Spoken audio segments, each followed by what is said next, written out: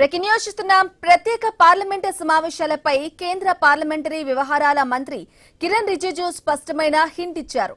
ఓ జాతీయ మీడియాకు ఇచ్చిన ఇంటర్వ్యూలో స్పెషల్ సెషన్ పై కీలక అంశాలు వెల్లడించారు. ప్రత్యేక ఏర్పాటు అవకాశాన్ని తోసిపుచ్చకుండా వర్షాకాల సమావేశాలను ఇంకా అధికారికంగా ముగించలేదని చెప్పారు. మరోపక్క ఏఐసీసీ అధ్యక్షుడు మల్లికార్జున ఖర్గే డీలిమిటేషన్ బిల్లుపై ప్రధాని మోదీకి లేఖ రాశారు. ఈ పరిణామాలతో స్పెషల్ సెషన్ ఖాయమని చర్చలు జోరందుకున్నాయి. ఇంతకీ రిజిజు ప్రత్యేక పార్లమెంటు సెషన్ ఏర్పాటుపై ఏమన్నారు? ఖర్గే లేఖలో చెప్పిన విషయాలేంటి?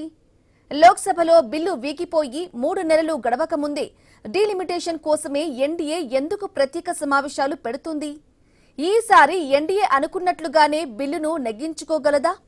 అప్పటితో పోలిస్తే ప్రస్తుతం ఎన్డీఏకు బలాబలాలెంత?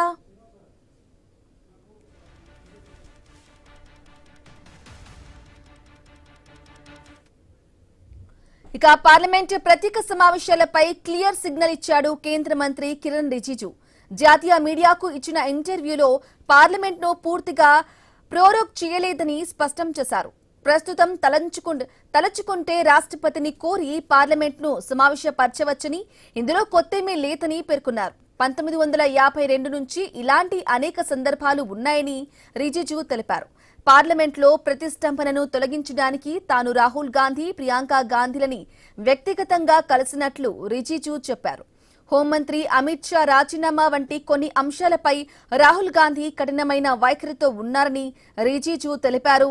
ఇక ప్రతిపక్ష నేతల్లో సమాజ్వాదీ పార్టీ అధినేత అఖిలేష్ యాదవ్తో చర్చలు జరపడం చాలా సహేతుకంగా ఉంటుందని అభిప్రాయపడ్డారు.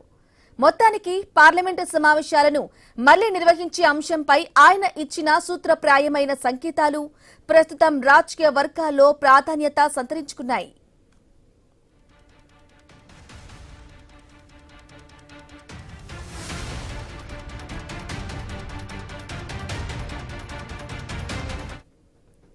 ఇక పాత సమావేశాలకు కొనసాగింపుగా ప్రభుత్వం మళ్లీ సభను సమావేశపరచడానికి అవకాశం లేకపోలేదని రిజిజు చెప్పడంతో డీలిమిటేషన్ బిల్లు అంశంపై కేంద్రం ప్రత్యేక పార్లమెంటు సమావేశం ఏర్పాటు చేస్తుందనే ఊహాగానాలు ఊపందుకున్నాయి.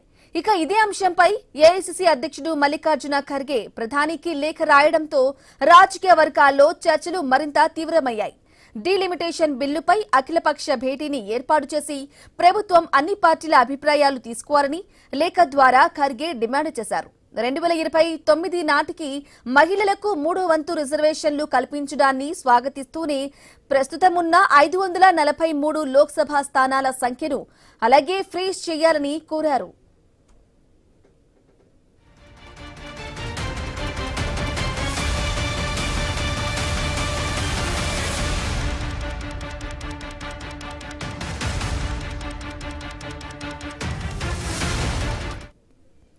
ఇక రిజిజు ఖర్గే వ్యాఖ్యలతో స్పెషల్ పార్లమెంట్ సెషన్ త్వరలోనే ఏర్పాటయ్యే అవకాశం ఉందనే చర్చలు జోరుగా సాగుతున్నాయి.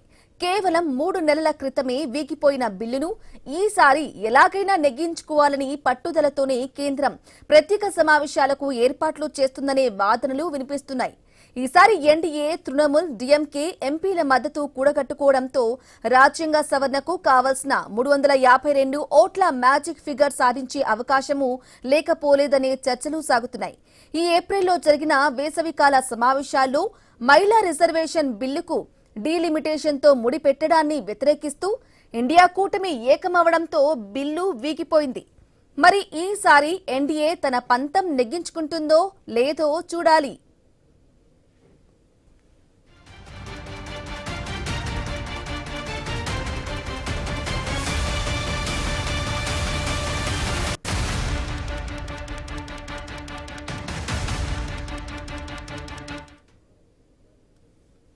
మహిళల్లో కించపరిచేలా తాను ఎప్పుడు